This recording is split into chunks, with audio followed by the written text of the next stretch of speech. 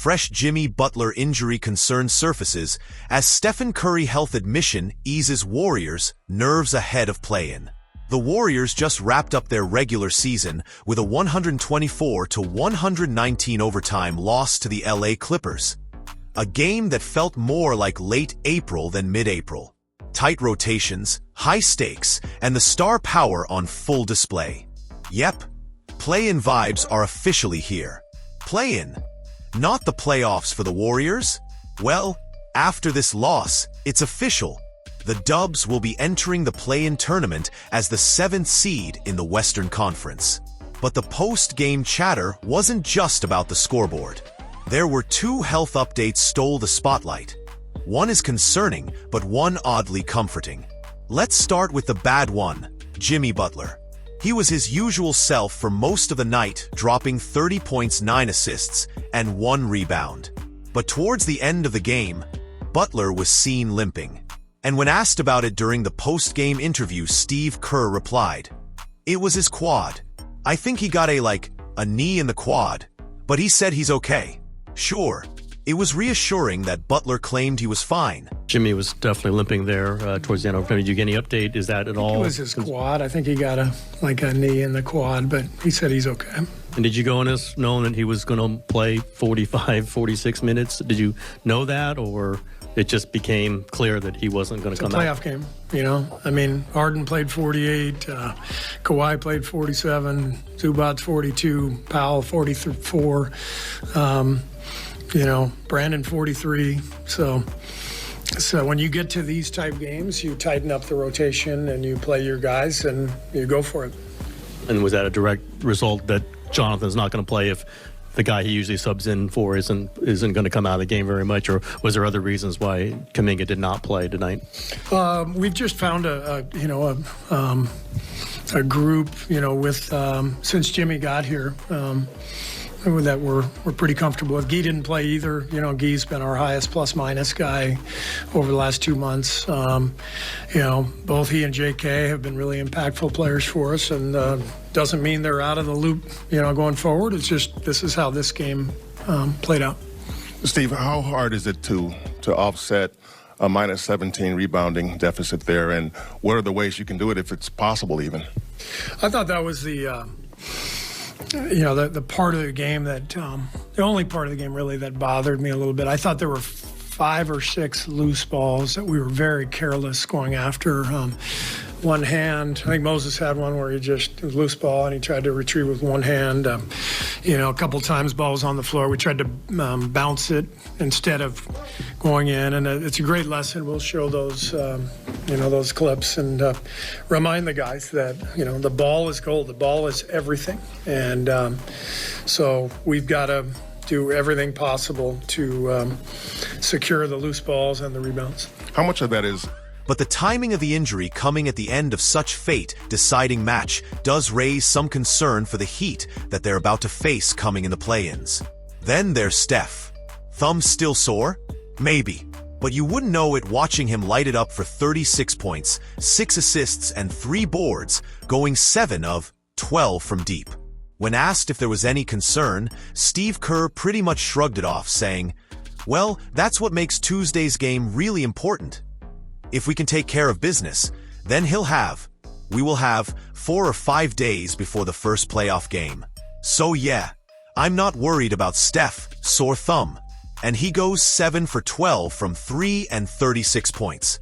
So Steph is Steph. Jimmy Butler battling through injury and stepping up for the Warriors. Jimmy Butler just doesn't know how to back down. After taking a knee to the left thigh from Kawhi Leonard late in the game, the guy was limping around post-game, but that's not stopping him. With the play-in tournament just around the corner, we know Butler's gonna push through the pain and give it his all for his team. Because that's just what he does. Now, about that injury, yeah, it looked a little concerning. But when asked about it, Butler just shrugged it off. He cracked a joke saying, "Play some domino, need some coffee to help me feel better." It was the kind of comment that made fans exhale, knowing Butler's toughness isn't going anywhere. Butler didn't stop there. When the topic about playing big minutes came up, he said, I mean, I would like to hope so. Whatever it takes to win at this point, for everybody 48's needed. 50's needed, then gotta be able to do it. Classic Butler. He's always ready to put in the work, no matter how tough it gets. And let's talk about why he's such a difference maker. Butler is averaging 17.3 points, 5.5 rebounds, and 5.4 assists per game, while shooting an impressive 50.1% from the field, leading Warriors to a 23-7 record after his joining. It's not just his scoring, it's his all-around game that makes him so valuable. The Warriors need that kind of versatility as they look to make a run in the play-in. Bottom line, Jimmy Butler's resilience is something else. The Warriors can always count on him to show up, even if he's hurting. That's exactly the kind of player they need as they push to make their spot in the playoffs. Be all right. Go home and play some dominoes, drink some coffee. That'll help it feel better. What happened? You played 48 minutes tonight. Remember the last time you got up to 48? I'm sure decent playoff. I don't remember, but it was a 48 to a losing effort. So hopefully the next 48 is going to be towards the dub. Did you go this knowing you were going to play almost the whole game? I mean, I would like to hope so. Whatever it takes to win at this point for everybody. If 48's needed, 50's needed, then you got to be able to do it. We did it, so we back to the drawing boards. We got an important one on Tuesday. Did Coach tell you? That's the way it worked out? I'm always ready to go, though. How do you feel going into the play-in? Obviously, you've had great success at the play-in. The Warriors, on the other hand, have not had good success in this configuration. We're great. We're great. We're right where we want to be. We still got an opportunity, and we control our own fate. We're going to be just fine. What are the things you want to take from this game into the next one? Win. You guys didn't win this one, though. I know. So Don't what are lose. the things what do you want to take from this? Don't lose. That's what I'm thinking. Don't lose. Did the offense run pretty well for the most part, you thought? Yeah, we're all right. Maybe contest some shots a little bit better. Oh, get to loose balls. There you go. Lose balls, rebound. I think my sorry ass had one rebound, so if I rebound a lot more, the game might be different. It's hard to win minus 17 rebounding. Yeah. So You've been a part of a lot of plays. Like, you like that change that really implemented 5 or so years? I don't take any chance for granted to play basketball, to compete and to win, whether it be the playoffs or play-in, any basketball game.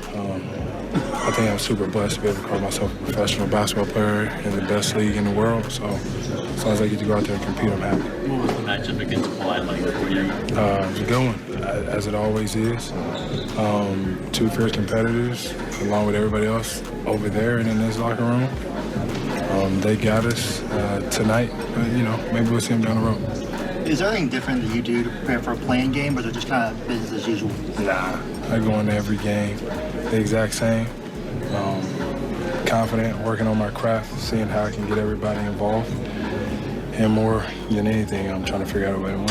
Anything you feel like you could take from that last matchup with Memphis a couple weeks ago going into Tuesday? Honestly, I don't even remember that. I had to ask questions about it earlier today. I'll go watch some film and figure out how I can help everybody in here be productive and be the best version of themselves, along with myself, and get one on the home floor. Asked Draymond what mindset was going into a plan. He said, "We got Jimmy." That's what our mindset is. What does it like to hear that, and do you feel that responsibility? I do. But man, we got a lot of really good basketball players around this locker room, key in what we're trying to do.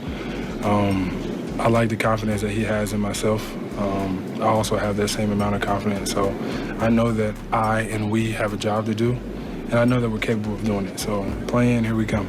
What did it feel like, not only his confidence in you, but I mean, Steve obviously ran a lot of the offense through you today. I mean, there was clearly a big responsibility today. Mm-hmm. Think about the arc of your season. This is what you wanted, right? I wanted to win. I don't care who the ball, who's getting the touches, who's scoring. It didn't end the way that we wanted to end, so we got to figure something out, myself included. And, man, hit the ground running come Tuesday. But it felt good to, have the ball, make all the right decisions, put the ball in the basket sometimes. But all of that to say, we still got a game on Tuesday that we got to win. You sound not worried now about your thigh. Were you in the moment? I mean, you looked like you were struggling. I mean, it hurt. Yeah. It hurt, but I'm not too worried. I know that I'm going to be ready to go. Armando's going to take great care of me. Did you get a knee or something in the thigh?